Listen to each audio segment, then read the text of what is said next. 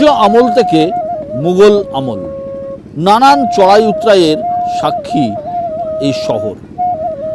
ইতিহাসবিদদের একাংশের মতে এই শহরের নতুন রূপে আত্মপ্রকাশ সম্রাট আকবরের আমলে। এই শহরকে সাজিয়ে তুলেছিলেন আকবর। একটি শিব মন্দির এবং একটি বিষ্ণু মন্দির নির্মাণ করেছিলেন আকবর।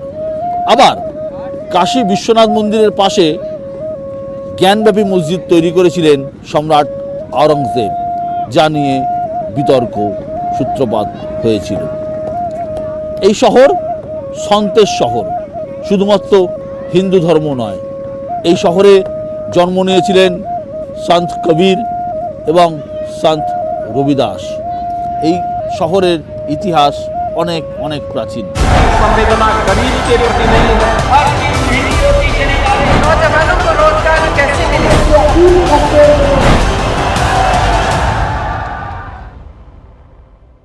পৌরাণিক মতে ঋষি বিশ্বামিত্রকে দান দেওয়ার জন্য নিজেকে এক ডোমের কাছে বিক্রি করেছিলেন রাজা হরিশ্চন্দ্র। এই হরিশ্চন্দ্র ঘাটে দিনের পর দিন ডোমের কাজ করেছিলেন হরিশ্চন্দ্র।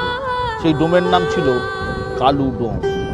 এই বারাণসীর প্রথম ডোম রাজা। সেই ঐতিহ্য পরম্পরায় চলে আসছে। বারাণসীতে এখনো রয়েছেন ডোম রাজা, যদিও সম্মান অনেক কমেছে। 2019-এর লোকসভা নির্বাচনে এই বারাণসী কেন্দ্রে নরেন্দ্র মোদীর প্রস্তাবকদের মধ্যে একজন ছিলেন তৎকালীন ডোম রাজা জগদীশ চৌধুরী। काशी में गंगा के बीच धार में हमारी नैया के खेवैया हैं विशुदा। विशुदा, पहली बार शायद आपने काशी इतने करीब से देखा होगा। একদমই তাই আশিকা। কাশী শুধু নয়, কাশীর রাজনীতিও অত্যন্ত কাছ থেকে দেখছি। এই কাশীর দশাশ্বমেধ ঘাটে সত্যজিৎ রায় দেখিয়েছিলেন যে কিভাবে মোগললাল মেঘরাজ জব্দ হয়েছিল জয় বাবা ফেলুনাথের কাছে। তো ফেলুনাথ যেভাবে মোগললালকে জব্দ করেছিলেন তা আমরা ছবির মাধ্যমে দেখেছিলাম। ভোটের উত্তর প্রদেশে এবারে এই নৌকার হাল কার হাতে থাকবে সেটা কিন্তু দেখার, কে জব্দ হবে, কেই বা বিজয়ীর হাসি আসবে, তাই এখন লাখ টাকার প্রশ্ন। দেখ, উত্তরপ্রদেশ এই কারণে গুরুত্বপূর্ণ যে এটা প্রধানমন্ত্রী নরেন্দ্র মোদীর নির্বাচনী কেন্দ্রও বটে, এবং সেই নির্বাচনী কেন্দ্রেই একেবারে ভোটের শেষ দিকে মুখোমুখি হচ্ছেন দুজন, মমতা বন্দ্যোপাধ্যায় এবং নরেন্দ্র মোদী। প্রচারের একেবারে শেষ পর্বে বেনারস, যেটা নরেন্দ্র মোদীর নিজের লোকসভা কেন্দ্র, সেখানে একই দিনে মমতা বন্দ্যোপাধ্যায় থাকছেন অখিলেশ যাদবের সঙ্গী হয়ে, আর নরেন্দ্র মোদী আসছেন তার স্বপ্নের কাশী করিডোরে আরেকবার ডুব দিতে। इस बार के चुनाव में ऐसा नहीं है। इस बार के चुनाव में ये कोई नहीं कह सकता, कोई समीकरण नहीं बता सकता कि इस बार के चुनाव में क्या होना है। सपा का जो अलायंस है वो सरकार में आएगी या फिर बीजेपी, ये कहना बहुत मुश्किल है। जो भी कह रहे हैं वो बस बेवजह की बात हम कह सकते हैं, क्योंकि कई ऐसे फैक्टर चल रहे हैं।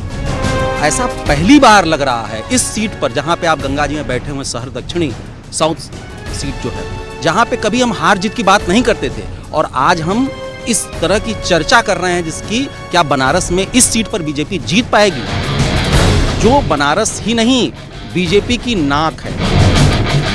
এত মজবুত সিট ছিল কি ওটা বিজেপি প্রত্যেকবারই জিতছিল, কিন্তু এইবার একটু দিক্কত হয়ে গেছে।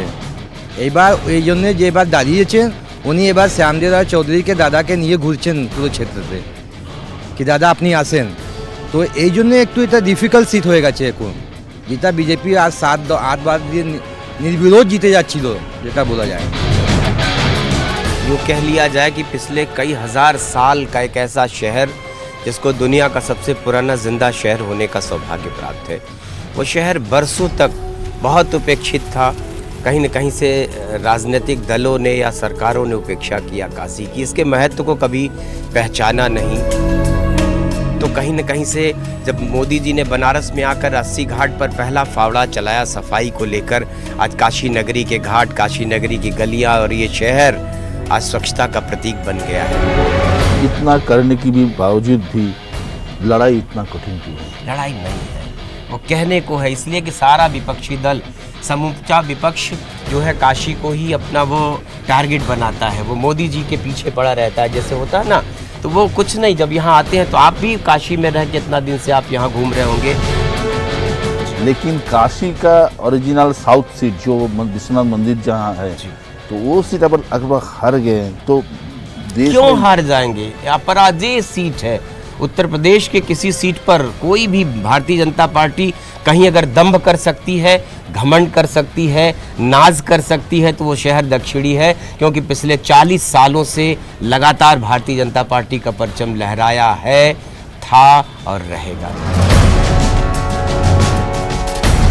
प्रधानमंत्री जिस दिन आ रहे हैं उसी दिन मुख्यमंत्री पश्चिम बंगाल की ममता बनर्जी भी यहाँ पर आ रही हैं। उनका यूपी की धरती पर आना और विशेष तौर पर बनारस आना, जहाँ पर 1 लाख से ज़्यादा बंगाली वोटर हैं, उसको कैसे देखें? स्वागत है ममता जी का, और हम तो चाहते हैं कि वो आएँ और काशी को देखें, कैसी थी काशी, कैसी आज है काशी। वो बाबा विश्वनाथ का दर्शन करेंगी तो निश्चित ही दिल की गहराई से अभिभूत होंगी, काशी के बदले स्वरूप को देख के अभिभूत होंगी।